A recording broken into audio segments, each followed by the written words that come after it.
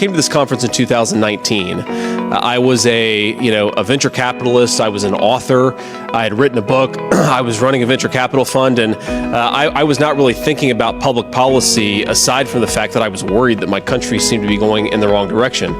And I think I made a couple of points there in that speech 5 years ago that still unfortunately ring true today. I talked about the fact that the American dream of my grandfather was declining in the birth of the American dream, the place that actually gave birth to this idea that you, through working hard and playing by the rules, should be able to build a good life for yourself, right? This very basic idea that you should be able to build a good life for yourself and your family in the country that you call home.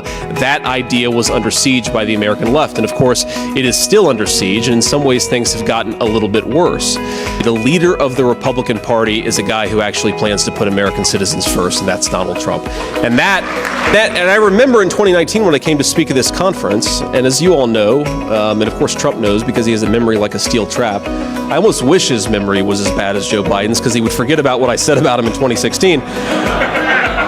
But, I was a convert in 2019 to the cause of Trump's America First agenda in many ways. I came here very much as a convert. I am married to the daughter of South Asian immigrants to this country. Incredible people who genuinely have enriched the country in so many ways. And of course, I'm biased because I love my wife, but I believe that it's true. But when my wife and when I proposed to her, we were in law school, and I said, honey, I come along with $120,000 worth of law school debt and a cemetery plot in eastern Kentucky. And that's what you're getting, right?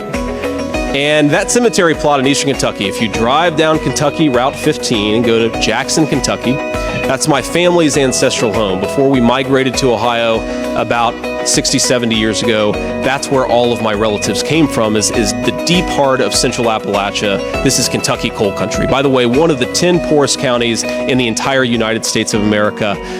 Of course, our elites love to accuse the residents there of having white privilege. Go to Breathitt County, Kentucky, and tell me that these are privileged people.